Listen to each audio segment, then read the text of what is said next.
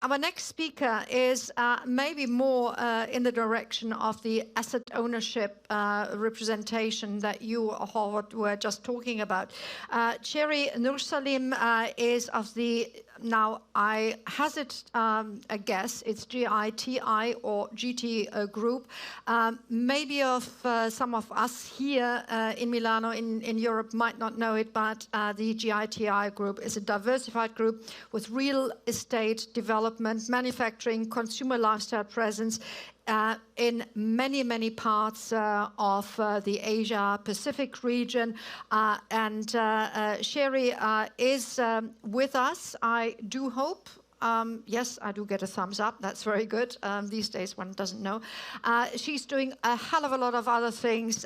She is, amongst other, the member of the World Future Council. She's on the board of the International Chamber of Commerce, therefore the ICC Research Foundation Board and the Academy there. She's got her fingers in so many pots. It's absolutely amazing. She is actually of the UN Global Initiative, SDSN, in Southeast Asia.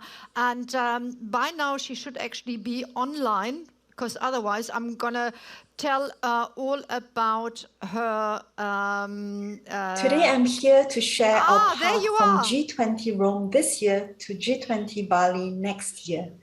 Rome and Bali are both spiritual places. Laudato Si by Pope Francis' encyclical letter to everyone, whatever religion, asks each of us to care for others, care for nature and for our spirituality with a role in this vast universe. Today, we gather as F20. Foundations make governments better, make businesses better, make societies better.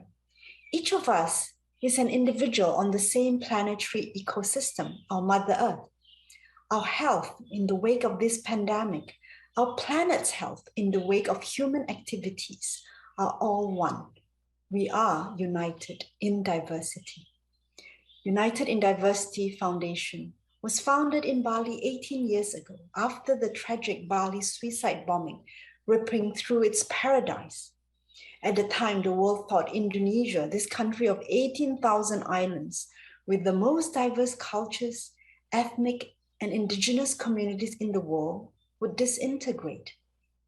The Balinese, instead of blaming, they gathered in a mass prayers, inviting the Hindus, Muslims, Christians, Buddhists to look inward at how we can each be more spiritual, more protective of nature, and more inclusive of each other.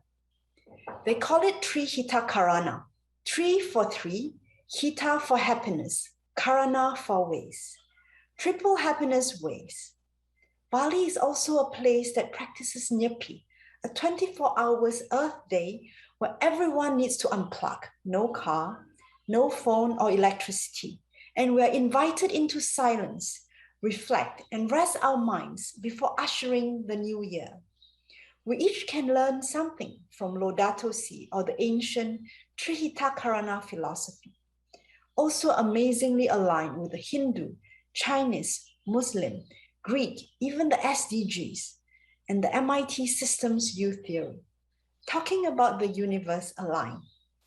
Trihita Karana Forum was co-founded by the government of Indonesia together with our UID Foundation in collaboration with UNSCSN and later partner with ICC, BSDC Blended Finance, WAF, OECD, World Bank Group, and many more global and local tri-sector partners. The backdrop I use today is from our Trihita Karana Investors Unite in Diversity launch, Blended Billion for Planetary Health event, held with the support of the Monetary Authority of Singapore. Blended finance is the mobilization of private sector capital that is massive and needed for meeting the SDGs and climate challenges. Concessionary and catalytic funding from public sector, development agencies, foundations, and philanthropy can attract at least 4 times such private capital. We need the billions to crowd in the trillions annually to plug the SDG gap. In 2018, around the IMF World Bank annual meetings in Bali, THK Forum with our global partners mobilized the largest blended finance event, $10 billion, in areas on SDG 1, green infrastructure, forests, ecotourism, to women issues.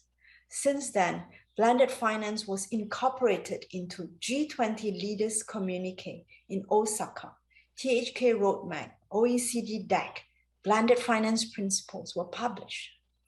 Next year, Bali will be home to G20 Leaders Summit. The next THK Forum on Future Knowledge and Blended Finance for Planetary Health is envisioned. Indonesian President Jokowi, also honorary patron of THK Forum, aspired to set up a new global blended finance and innovation institute as a multilateral and a center of future knowledge to invite the world to collaborate and co-create. It's about time emerging and developing countries play a role as we align to address common challenges on energy transition, poverty eradication, empowering SMEs, youth, indigenous communities, food security, health of nations, blue halo as for sustainable fishery and blue carbon, tropical forests, SDG bonds, and more.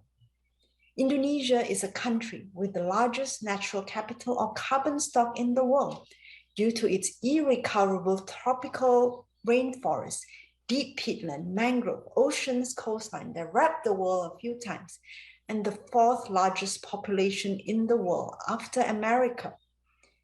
There can be no climate solution without Indonesia. Indonesia has joined President Biden on the global methane pledge and made strides on NDC reduction and net zero on its road to COP26. As a leading fossil producing country, Indonesia declared no new coal plants. Instead of falling apart, Indonesia invites you, F20, B20, G20, and our world to unite in our diversity for people, planet harmonies, and happiness for all. Thank you. And thank you very much, Cherie. And sometimes it's not the technology that is at fault, but something that's going inside one's head. And yes, I forgot it was a pre-recording, but that doesn't stop me from saying, no wonder this lady has a new orchid named after her, also in view of everything she's doing. And she's a great bridge, of course, for the G20 in Indonesia next year, with Singapore more or less as the airport that one might go through before one actually lands in the capital, apart from the fact that we should all be swimming there in order to reduce carbon emissions. But that's just a side affair.